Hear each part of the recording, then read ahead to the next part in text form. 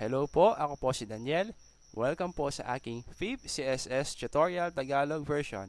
Ang lesson po natin para sa ngayon ay ang tinatawag nating padding. Okay, ang padding po, ito po yon.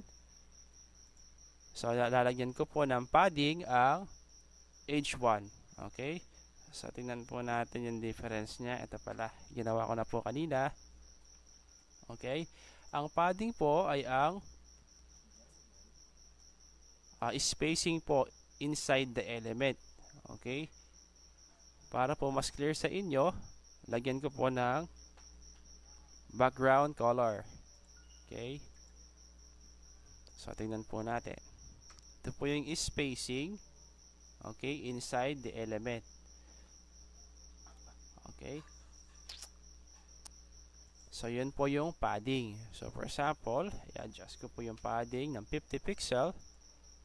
Ang mangyayari po niyan, refresh, okay, ito po yung spacing inside, okay, ng isang element. Okay.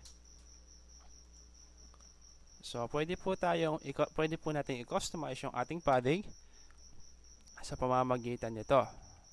Okay. So, pwede po tayong maglagay ng padding. Control V, Control V.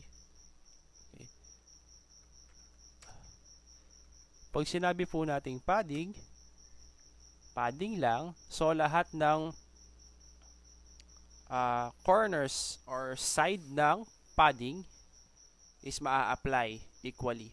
For example, itong left, top, right, and bottom. Okay, so pwede po tayong maglagay dito ng left, okay, right,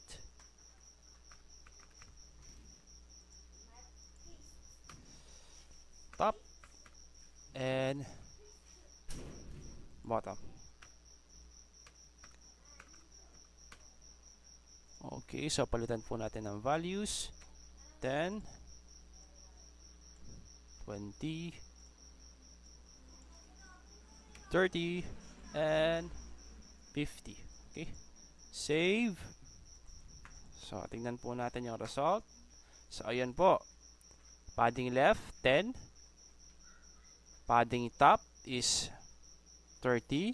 Padding bottom is 50. Okay. So, yung padding right po, hindi natin nakikita yan kasi ino-occupy ng background color ang buong width. Okay, ng ating HTML element. Pero, kapag nilagyan po natin ng text align dito,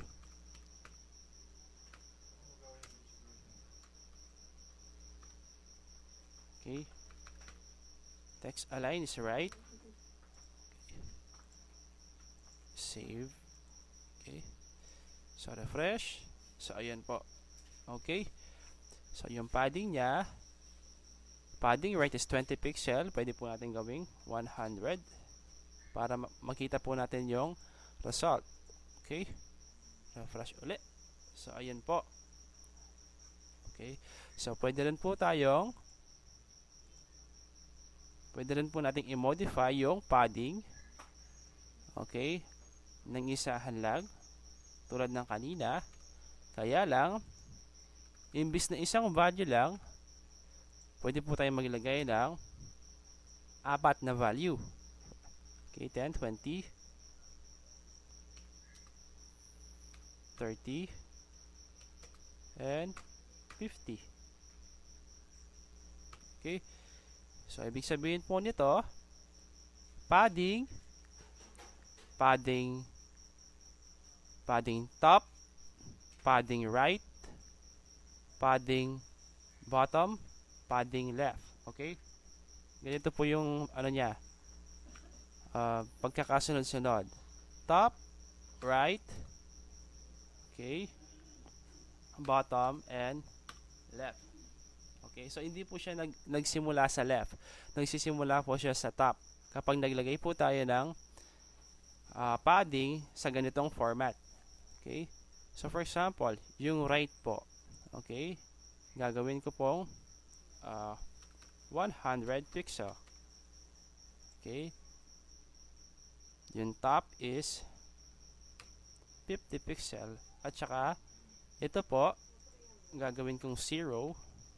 Okay, huwag nyo pong lalagay yung 0 pixel. So, lagyan nyo lang po kapag wala silang value. Okay, 0. Then, save. Okay, tingnan po natin yung result. So, magiging ganito po yan. Top, 50 pixel. Right, 100 pixel. Bottom, 0 pixel. And the left is 0 pixel. Okay, so yung left, hindi natin siya makikita. Oh, ayun siya. So, ano nangyari dito? Okay, nandito pala siya. Dapat alisin ko po ito. Okay, save, refresh. So, ayun po. Okay,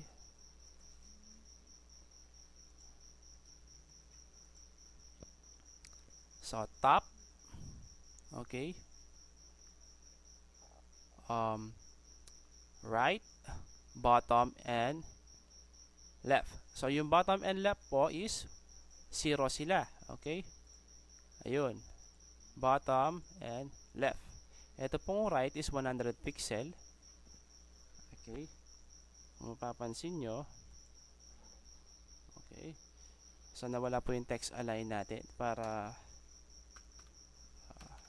makita nyo. Text align is 200. Text align, mali, right. Save. So, ayun po. Maraming salamat po sa panonood. Hanggang dito na po muna. Paalam!